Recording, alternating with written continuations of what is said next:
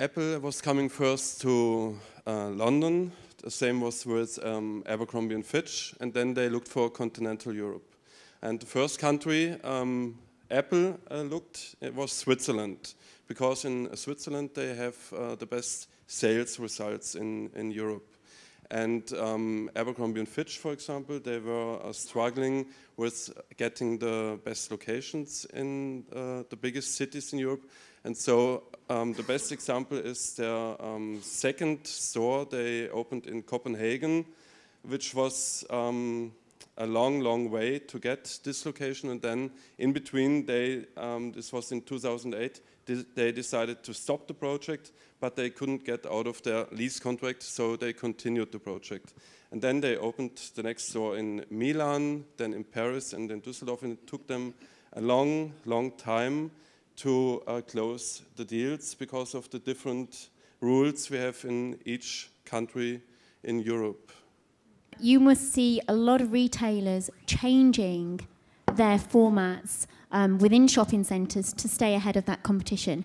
What, from your own experience, what do you see them doing perhaps that you could help other people? Well, good morning, everyone.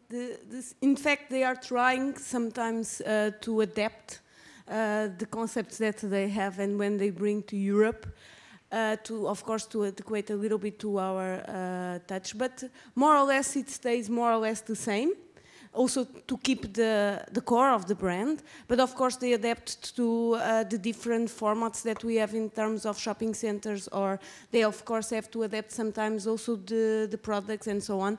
But there's one point that I would like to bring here to the discussion, is that I think that also for international retailers, coming to Europe is not just a question of sometimes just of money. It's also a question of branding, because they are targeting, of course, very important markets like Asian markets and others. But coming to Europe is like also an advertising point, because when they go to Asia, they show they are in the capital of fashion. They are in London, they are in Paris, they are in Frankfurt, Berlin. It's also important for them as an investment of marketing. That's why you are seeing brands like, for example, Victoria's Secret, that now are, again, rethinking their plans to come to Europe, and they will focus the first store in London again. They tried once, didn't succeed, they are trying again. Because, and I discussed with the CEO of the company when I was last time in the US, and it's one question also of branding, of being in Europe as that. And of course, we as developers, that's what we want. We want always to have new brands, new stores, completely new formats, even if they don't adequate, but if they can bring us something fresh, because the reality is that we have the same formats everywhere, you check the same stores everywhere, at least that we can have that difference of time, that gap, that just my shopping center as the first Hollister in Austria. Now that's a question on everybody's minds at the moment. Should I actually enter into an exposition program, or should I wait? I think, just to sort of pick up on the US retailers expanding into Europe, you're absolutely right that London is the entry point for a number of reasons. Scale, as much as is important for an international retailer, I think scale now is less important than it used to be. I think now the pitch is more critical for the success, especially in markets where a retailer comes into, because they can't afford to make a mistake on location. The power of the brand is also something that they need to be very conscious of.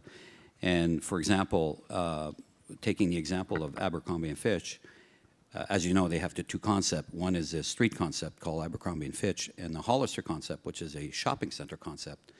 So for them to come into a new territory, if the concept they want to expand is Hollister, they need to establish a relationship with the major shopping center developer, because that's who they're going to end up doing a deal with.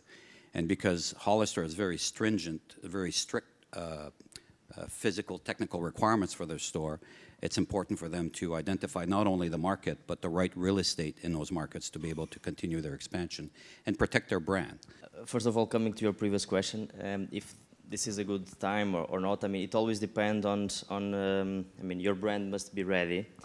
If you feel you're not ready, it's not the right moment. You should make your homework, let's say, because you need to have your teams in place, you know, in terms of logistics, design, IT, whichever, okay?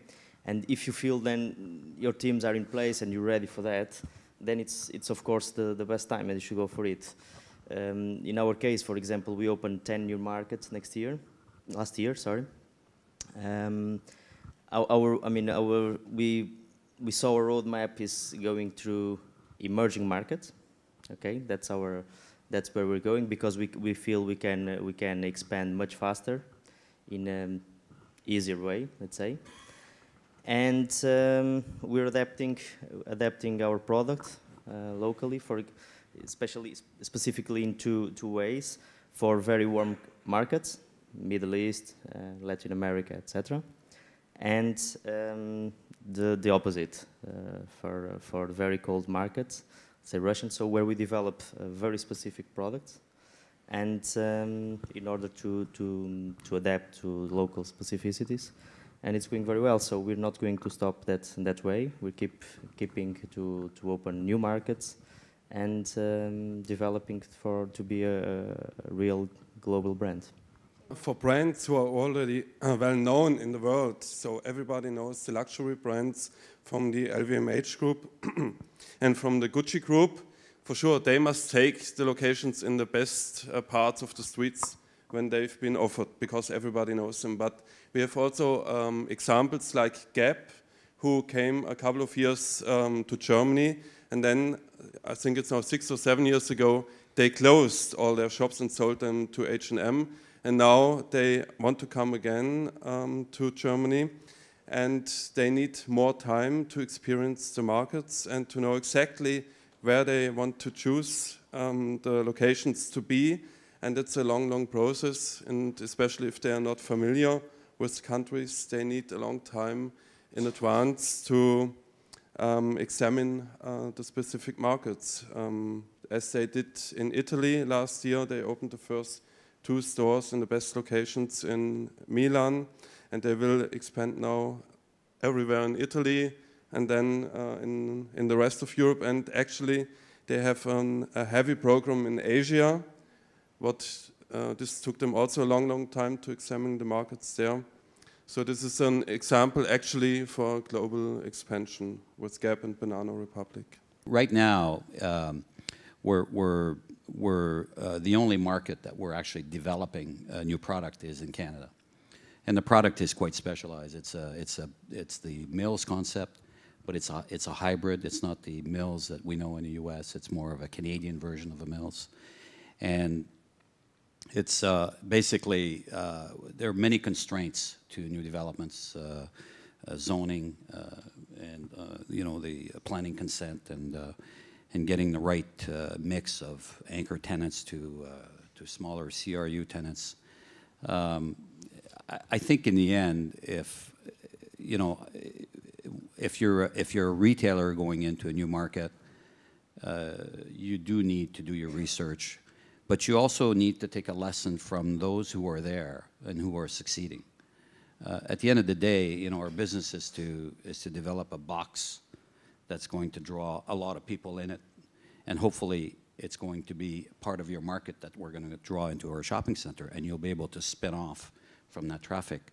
But in the end, if it's not the market that's going to support your brand or your business, you don't belong in that shopping center. And, so.